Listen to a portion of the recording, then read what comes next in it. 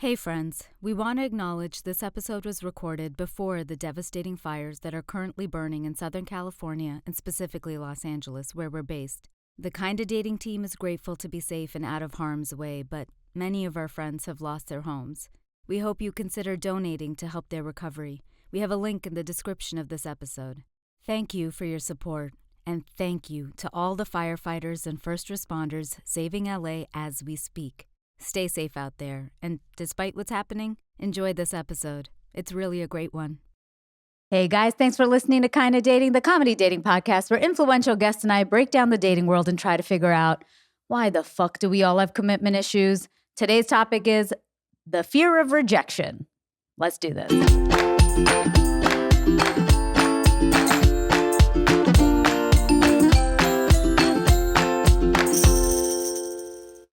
Hello, Kinda Daters. I'm Natasha, Chandel. You're listening to Kinda Dating. I got the beautiful Aisha here with me. Hello, I'm back. Oh my gosh, why do you look so extra hot? Oh my God, thank you. But no, I'm going to see a Glicked double feature after this, and me and my friends are very extra, so we're like dressing up in theme. No, I love So it. That's why. I love it. Wait, so this is again, what was it? What double feature? So it's Gladiator in the morning and then Glicked in the evening. Or Wicked in the evening. Yes. Yeah. Oh, I was just telling you that Gladiator, guys, I just watched the original Gladiator for the first time. Yeah. I know, I don't know why It's okay. it was a thing. But I watched it last night and I was like, they're Romans. Right. And the main guy, Russell Crowe's character, is a Spaniard. Right. And they all have English accents. Correct. And then there's one random guy from North Africa, not Jimon Hunsu's character, some like random other just the guy who is selling gladiators, or selling slaves to the guy. Right. He's the only guy with a Middle Eastern accent. And I was like, this is so bizarre to me.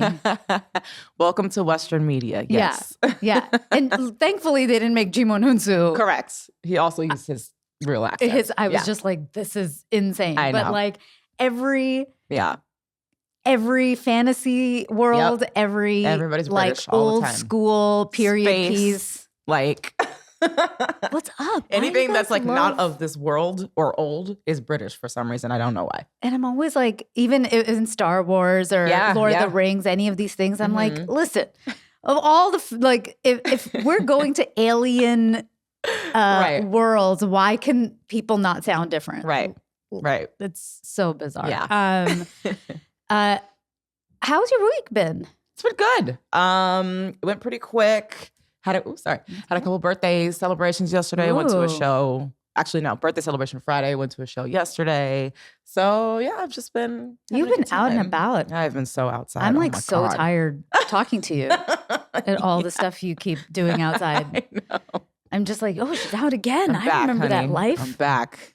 I said the world is about to end, so let me go have some fun.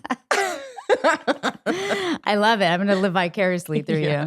I've been having anxiety. Yeah. Yeah. I don't know if it's because I'm getting my period. I know, guys, I'm sorry, TMI, but like, I'm feeling the whole like end of year thing. Like, it's we're recording this and it's like a week before Thanksgiving or the week of Thanksgiving. Yeah. And so it's just like work is, one of those where you're like, everything has to get done before Thanksgiving. And then feeling like the anxiety of next year. I'm like, oh my God, what am I doing? Am I doing enough? Like, have I done enough? Where's the year gone? Like, totally. All those thoughts are coming and I'm finding like I'm not sleeping as well. Oh no. Yeah, because I just keep waking up at like 6:30 in the morning with anxious thoughts about things to do. It's so dumb. I think it's very normal though. I know. That's like kind of how, we're all on this timeline. We've been told this has to be done here, this. And if we don't feel like those things aren't getting done, then we freak out. And like, this is literally the end of the year. So, you know how I know I'm getting old? How? Because deep breathing is putting me to sleep better than masturbating. Nah. Feels like those would come hand in hand, no? Right? That's what I thought. Okay. But I'm literally doing like 10-minute deep breathing exercises to like actually sleep through the night because I am not falling asleep. Oh, I'm so it's sorry like wild. And then Luis and I are both working so much right now because he's on a new full-time job and I'm full-time. And And in the evenings, we're just trying to do all our creative things. Yeah. And there's literally been like no time for us to like spend time together. Yeah. Which on one end, we were both like, okay, yeah, you know, the wedding's done. Like now we got to focus on our shit. But I was also like, oh wait. no. Yeah. I miss you. Yeah, I don't want to be that couple that like just gets caught in the work grind, you know? So yesterday we spent like half a day out together. Cute. And it was so nice. But I was like, oh man, we got to like keep working at it. Yeah. Right? Because people just think it's like over. They're like, oh no, it's working all the time. And it's like, no. You always have to like literally keep working at it. Make the constant choice. Yeah. Everything is work all the time, which is why I've been partying. I'm tired of working. So good. It's so I miss it. Yeah. I feel like I gotta like just tell me. Yeah. A week in advance. I'll let you know way ahead of time. There's a plan happening. So you can stretch. So I can like plan around it. Yeah. There was a fun TikTok video I did of that. It's like something about like, yeah, I'm down to be spontaneous. Can you just tell me like in advance? It's a mood. Yeah. Well, we're talking today, guys, about fear of rejection. And I really felt like I had to talk about this because I was reading an article in Slate that kind of, it blew my mind and didn't blow my mind because obviously like this isn't some new phenomenon, but I think it is much more prevalent. But basically in the article it said Gen Z might be the most risk-averse generation on record. Fewer Gen Zers got a driver's license. Insane. I was like, the day I turned 16, I went to get a license. Yeah. Drank alcohol. That's a good thing. Or had sex as teenagers than their parents did. The same young adults now, which I don't know about that one. Yeah. That one seems sketchy to me. The sex one? Yeah. Yeah, I'm also I agree. like, I feel like these kids is fucking. Like I think they're like 11, a lot, right? Like I've seen Euphoria. I know what. That's what I'm what saying. do you mean? I'm like, how is that possible? Yeah. But carry on, I guess. I guess that's what they're saying. Yeah. And says the same young adults now report skyrocketing rates of anxiety and other mental illnesses. That tracks. Yes, that tracks. With some estimates finding that as many as 1 in 5 18 to 24-year-olds have been diagnosed with depression. Yeah. Timidity, not to mention self-conscious neuroticism, is increasingly the norm. And then it says social media exacerbated by, the causes were social media exacerbated by pandemic isolation and a lack of childhood independence. So helicopter parenting. Right. What are the first things that come to your mind when you hear that? So sad. Right? Poor guys. But yeah, that anxiety thing is so real. Like I work with a lot of younger people now. I was like, wow, how am I the fucking old person adult in the office? room, But, right? Okay, here we are. And all them kids are so anxious, like overthinkers. Everything is everything. It's like, it's wild. And I'm like, what is going on? Like what? Like what are they? Give Why? me an example. I don't need, it's just, how can I come up with one example? Like, is it just like a small thing happens? Like a small thing will turn into a huge thing. And it's just, you know what it is? And I think we talked about this last time. Again, it always comes down to communication. And I think a lot of these kids, they either, they don't know how to communicate at all, or they think they know how to communicate because they know like the therapy words and therapy talk. So they say those big words and like needing my space and my boundaries and blah, blah, blah. But like, I feel like they don't actually understand the concept behind it. Fully. Yeah. So there's this weird kind of back and forth thing going on. Sometimes I wonder though, like, is this a new phenomenon? Because I feel like, I don't know, I remember being in my 20s and constantly overthinking and having a ton of anxiety. It's just like, it's the fucking 20s. Like, who has their shit together? And if you do, you're a monster. Like, I mean, that's why I always say to people, I would never, if they paid me buckets and buckets of millions of dollars, go back to my 20s. Because it was the most stressful. I mean, I want my skin back, but like, I do not want the rest of anything back because it was so fucking traumatic and just constant worries. But I mean, I was probably the outlier of my friends group. Right.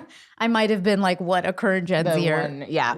And that's the thing, right? Is like, obviously every generation is going to have people with anxiety. Yeah. I would say probably a lot of the older ones have more than they realize. And that's why everybody's so fucked up. But different topic. But I do think it just seems to be much more prevalent with them. Yeah. Like, it's like Millennials, it might be like, I don't know, 1 and 3, but Gen Z, it's like 2 and 3. You know? So it's or really 4 out of 3. Yeah, no, literally. Yeah. And I mean, I get it. Like, so I feel like when we millennials grew up, there was still some hope.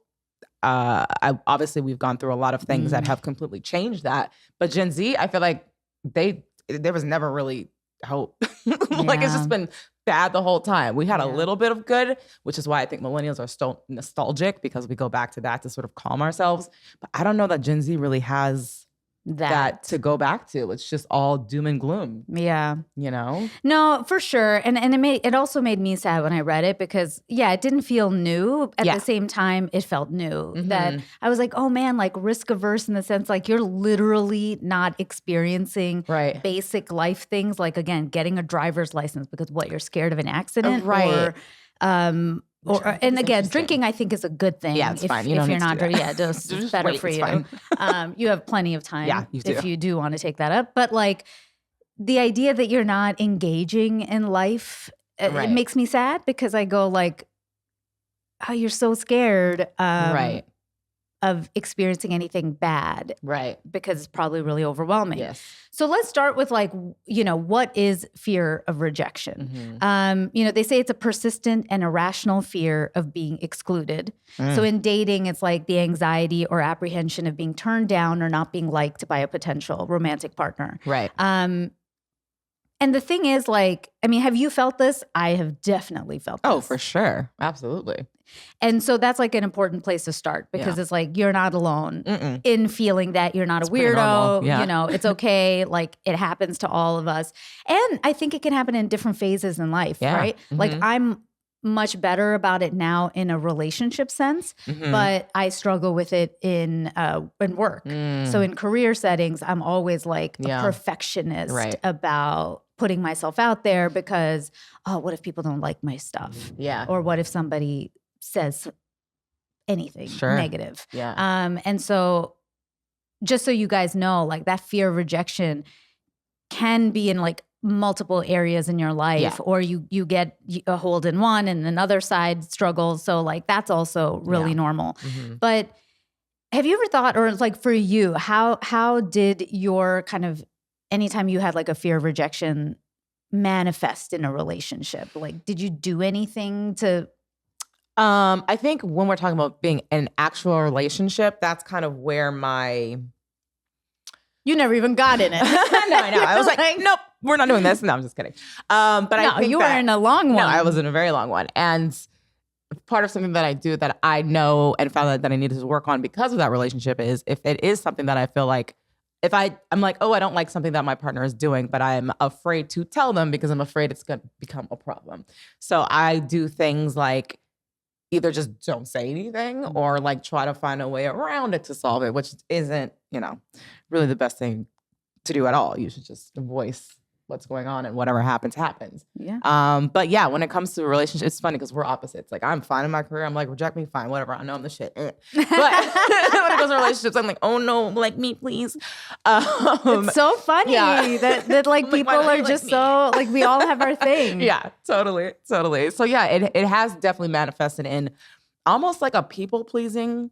Yes. Type thing, which is just like that's definitely on the list of like how it manifests in relationships. Is a lot of times people do people pleasing, so they negate their feelings. They do what the other wants so that they love them and like don't literally reject or end the relationship. Like we have such a fear. I mean, that was me for so long when I was young.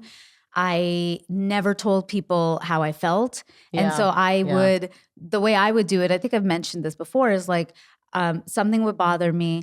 I took 2 weeks to process it because I was like, oh, don't get angry and say something.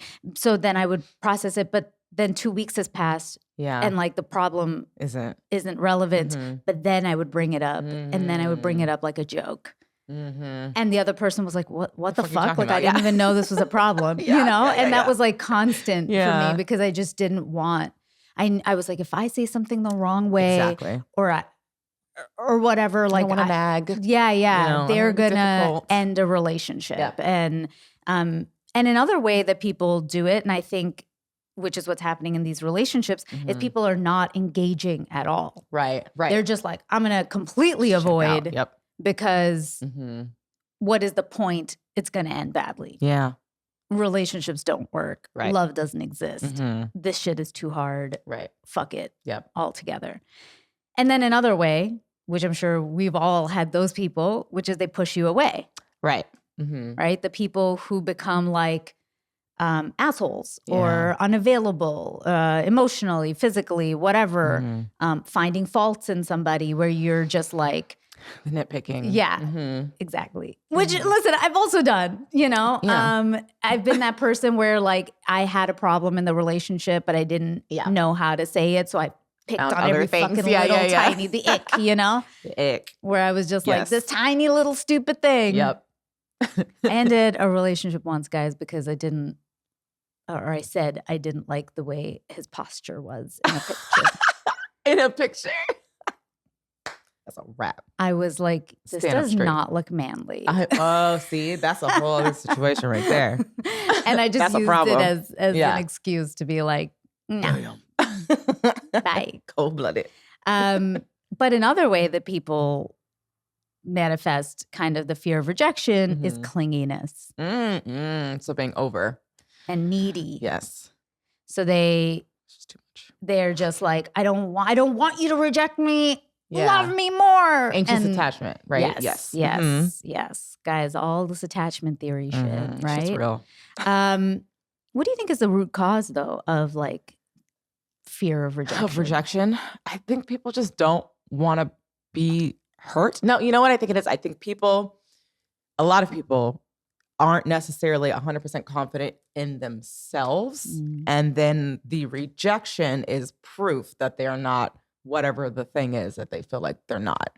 And they don't want to feel that way. So like we were saying, we either avoid it completely so you don't have to worry about it, or you do whatever you can to not feel that feeling. 100%. Oh my gosh. So true. It's like that low self-esteem thing. Yeah. That's so deep-rooted, right? Deep. Like, again, for me, it comes back on a work thing. Yeah. But there's some part of me deep on the inside that's like, am I actually good at what I do? Yep. So anytime somebody says one thing, I'm like, see, there it is. I knew I'm not good. Right. Yep. And it's the exact same thing in a relationship where, there's some part of us that feels unlovable, wherever it comes from. I know for me, when I was a kid, it was like, I don't know if I was honestly born with it. It was kind of a weird thing that I had to overcome. But I would thank my parents for buying me food when I was like 6 years old.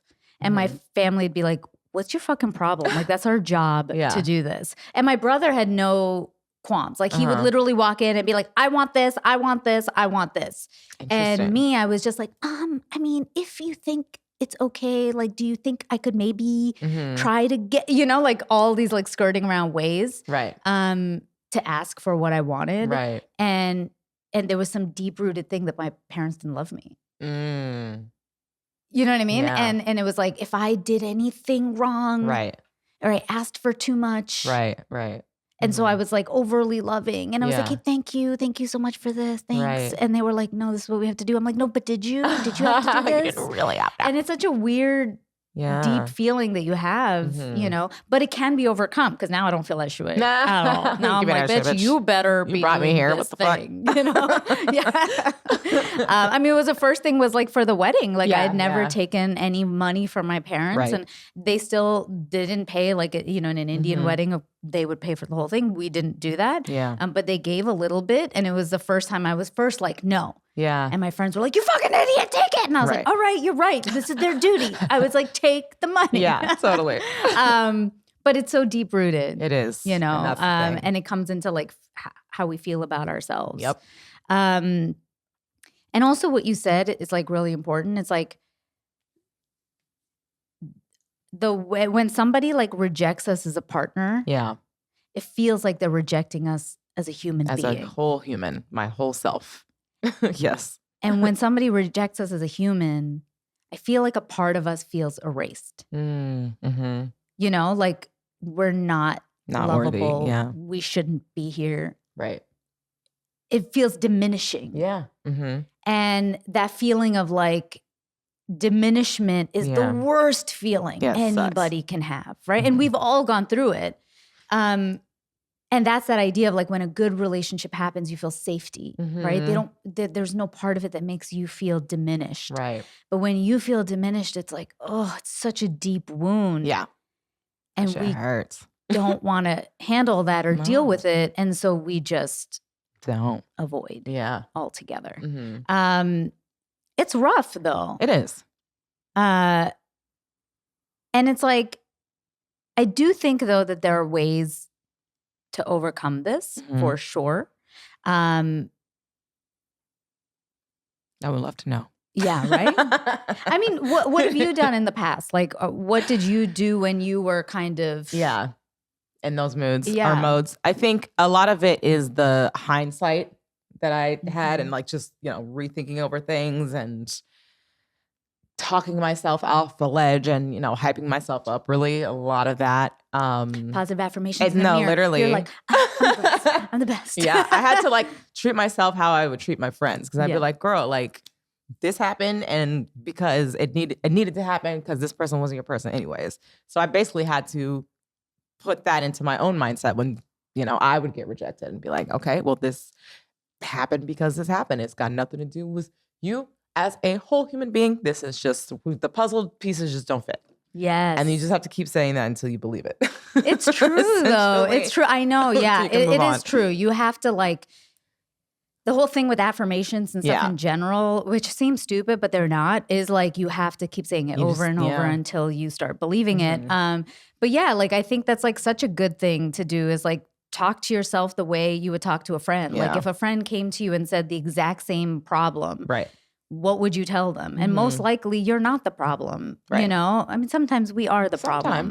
But the big thing about the fear is like, if your fear, let's say, is rooted in self-esteem, which there's always that element, you have to build your confidence. Correct. Right? Yes. So with your thing, it was like hyping yourself up, reminding yourself of the good qualities that you have. Right. Because sometimes when we are in that mode, we just focus on all our negatives. And it's like, no, here are the positives. And sometimes it helps to talk to friends, guys, because they are our hype people for a reason, right?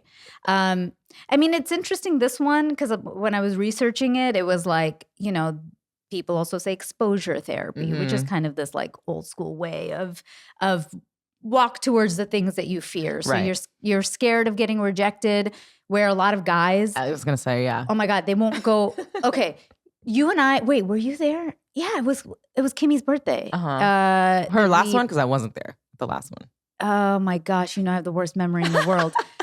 It was Dari was there. Okay, I was not at that one. You were not at that one. Okay. So we went for our friend Kimmy's birthday, and it was this lounge. Yes. And it was a lot of, like, I forgot that we're in kind of a college-y area. Oh, yeah. And it was like a bunch of college kids there. I was like, done. I literally looked around. Nobody talked to anybody. Firstly, people were dressed in like sweatpants, and I was like, "What are you doing? Like, none of you look remotely attractive." Yes. And two, nobody went up and talked to anybody. And then a couple of these like literal 18, 19, I don't know, maybe 21-year-old fucking boys from college came up and talked to me. And I was like, do not speak to me. I just literally turned away and I was like, I'm not talking to you at all. But it was probably like, I was like the only person half dressed in there. I was just like, what's happening? But this idea that I think they're so scared to talk to each other, and it has to be a fear of rejection. Right. Because of it, it's like, when they say exposure therapy, it's like, okay, you're scared of going up and hitting on a girl. You got to do it like 10 times. You just have to do it. And just like take the power away from it because you're going to learn that like, it's not that big a deal. Right. I think that's why men just swipe so much, because numbers game. They inherently know that they're going to get rejected. So you swipe more, then you're going to get the person chances. Who talks to you. Yeah. But exactly. I think it's like you're still, there's an element of like avoidance in the app part, right? Well, because sure. you don't actually have to like go out there. Like you're telling her I'm interested and still passively waiting for her to match with you, right?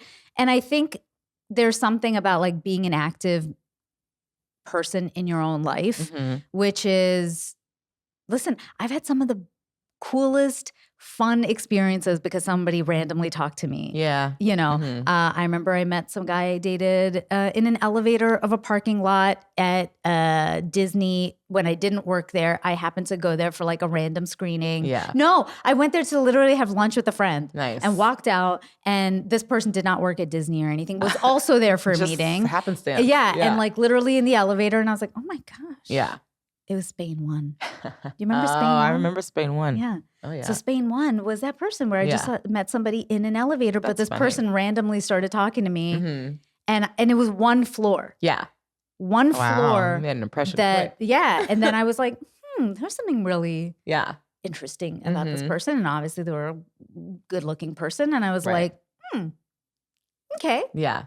And then they followed me at the elevator, and I was a little creeped out, but they didn't make it last too long. Yeah. But the point is, like, random shit can happen, and it can turn into a really fun story.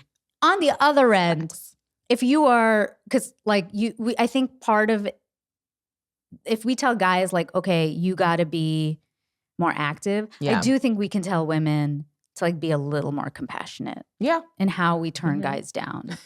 Right? Sure, yeah. Some guys can be annoying, and for sure you gotta, hey, let's do some therapy speak, set some boundaries. Yeah. But other times we can just be like, hey, thanks, just having a night with my girls. Yeah. Appreciate it.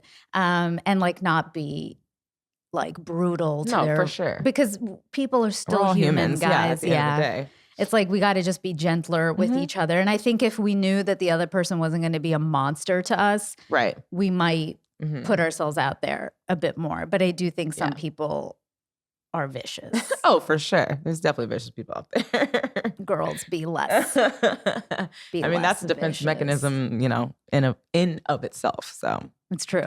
We are such scared little babies. We are. Everything's scary. But you know what helps? And I don't think this is like you have to do this, but of course we have to tell everybody therapy. Therapy is a great place for this.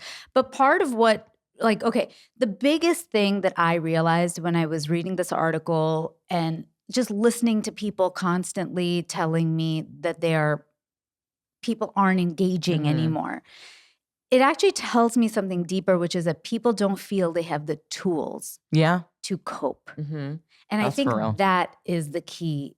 We're not giving people tools anymore. Right. We're telling people what to do. We're identifying a problem, like setting boundaries. You need to do this. But we're not giving people tools. Like, okay, guys, if you're building a house, fuck that. That's too much. You're building a bookshelf. Okay. And you go, and the first thing you do is open up a toolbox. Right. And you go, hey, this bookshelf needs a screwdriver, it needs a hammer, and it needs nails. Right. You might not need the wrench this time. But the idea is you have this toolbox that's ready to go, and you pick and choose what parts you need from it. But people have no tools in their toolbox. Facts. So it's like you need to develop what is your screwdriver? What is your wrench? What is your hammer? And you got to figure out when to use it. And so the big thing for me is like, first thing people need to do is develop the tools. And part of that is reframing your thoughts. Right. So when I used to go through this, and I had such deep fear of like, if I talked about a problem, a relationship would end. Right. That was what every time it happened. Every time I talked about what I needed, a relationship ended. Yeah. And I used to look at it really badly. Then I started looking at it like, oh, the truth is a gift. Right. Right? So where before I used to be scared of it, I then started actually wanting it sooner and faster. So I would then, straight up, guys, I pray. So like I used to pray at night and go like, hey, God, help me find the truth faster. Because the sooner you know that a relationship is not right for you, you can get to the relationship that is right for you. That's a fact. But like you literally like can't move forward if you're not letting something go. And so it's actually when I started looking at it like, man, the universe loves me, that it's getting me out of something faster is when I realized like, oh, I don't have to be scared of this thing because it's actually in my favor. Right. And it's, you know, guys, I don't know if you've ever read this book, The Alchemist. Great book. I don't even know if people read anymore, but it's a thing. There's audiobook for it too. Yeah, you can listen to it. But it says a great quote in there, right? That the universe is conspiring for you. For you, yeah. When you really like believe that, you stop being scared. Yeah. And that's what I'm trying to do right now with work stuff. Honestly, I'm trying to go like, oh, right. If something doesn't work out or with that person, it just means that's not right for me right now, or you pivot or you learn. Everything is teaching you something is basically the point, right? And then you know that I've talked about this in the past. When I first started this podcast, guys, I was in a relationship with somebody that I was living with. Right. 4 episodes into the podcast, that person cheated on me. And I was like, that was the first serious relationship I had had in my adult life. I thought I was marrying that person. I was like, oh my God. And when that ended, everybody was like, oh no, Tash, don't go back to the old person, like who used to be a commitment phobe and blah, blah, blah. And I wasn't, because I had taught myself by that point that I was going to be okay. That this relationship and this person is not my everything. Right. And I do this to this day with Luis, where I love that man with all my heart. But if tomorrow it didn't work out, I would be okay. Because I continue to embrace my life as like a human being on my own. So that I'm not like my worth, my everything isn't tied to this person. Right. And it allows me to then speak up in my relationship, because then I go, if this doesn't work out and you're not okay with this, like, it's okay. I'm going to have 10 other dudes to fuck in like 5 minutes after this. So bye, you know? And it's like, I would rather know sooner now than later. But it was because I told myself over and over and over and over again, I will be okay. And guys, you are going to be okay. Damn. Just think about because we've all had it. Like we've all had relationships that have ended, small, big, whatever. You're always okay. Right. And if you're not okay, then you talk to people and you work on getting okay, you know, but in the end, you can be okay. And so depression, all of these things are true things that we go through. I am the queen of it, guys. Like I had so many massive depressive episodes through my life, and I've always struggled with depression and anxiety. And it's like, you can still work through it. You can still be okay even with all of that. Yeah. And you can have a happy, healthy relationship. Like I'm literally living proof that you can go through all of those things and still be okay. Yeah. So teaching yourself that, I think, is like a really important part of the puzzle for this. That's some powerful ass shit right there. Damn. Right? Like for real. Yeah. I think also like we have to like look at it that fear and rejection is telling us something. Right. Right? Like sometimes like walking into a dark room and you feel scared, it's normal. It's good. Right. It's actually telling you like, oh, be on guard, because there could be, you know, something there to worry about. Right. Because this place is dark and you can't see and anything could be there. So like it's a good thing. Yeah. But you just can't like sit and dwell in it. You can't like live and then just be fearful because of it. Just as like a warning.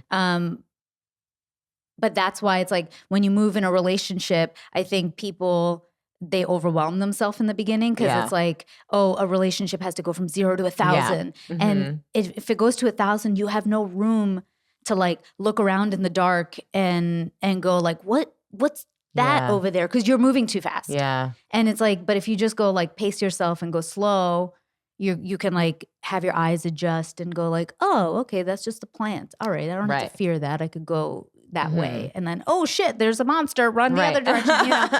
But like, you have time to do that. I don't know if that's making sense. No, totally. It does. And it's like, it's kind of what you were talking about, where like when you're going so fast, you're not even really checking in with yourself, because you're just big picture, I'm in a relationship. I want to be married, whatever the thing is. But like, there's so many little steps along the way to make sure that you yourself, are you actually happy in this relationship with this person?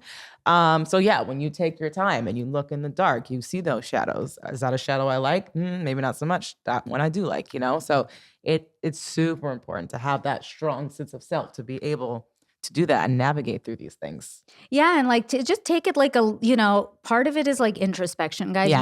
You got to look within and go, okay, why am I feeling this fear? Mm-hmm. Why am I so scared to have somebody say I'm unlovable? And then tackle each feeling. Mm-hmm. And again, as you tackle each feeling, you will build your toolkit and you will go, this is what applies to me. This is what doesn't apply to me. But as you get this toolkit, you'll just know which ones to use at sort of the right time. Mm-hmm. And rejection is also just like a part of life. Yeah. It's like that whole thing, like we can't give everybody participation trophies, you know? Like losing is important. Yeah. Because again, the way successful people became successable is they lost a lot. They failed. Right? They failed a ton. Yep. And what they did is they pivoted. Yep.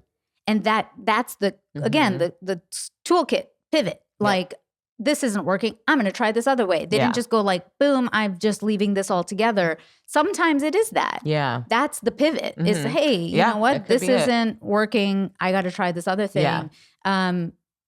But it's always like failure is important. Yeah. 100%. And bad relationships are important to have because. So yes. Yeah. Because you need to learn. You need to learn what you don't like. And what's not working and how you react in those situations too. It's super important for like your own self-growth and, just how to move on through life, basically. No, 100%. So overall, guys, stop being scared. Don't be scared. You got this. You can totally handle it. Even if somebody out there doesn't reciprocate feelings, we love you. Yeah. All right? So that's one. And your mom loves you. I'm sure your mom loves you. Mom probably loves you. Yeah, maybe dad. No, but I'm going to end with this. When I moved to America, I remember I came on a bus and I saw a billboard and I was like in my early 20s. I was so scared. I'm like, oh my God, what the fuck have I done? Like I'm literally moving to a different country with no plan. And I saw a billboard and it said, life is beautiful. Experience it. A word. And I have wild stories about life because I just did stuff. You just experienced it. And yes, some of it was fucking hard. And some of it I don't wish on anybody. Yeah. But most of it is so fun. And I look back and I'm like, oh man, I could tell stories for days on the crazy things that happened.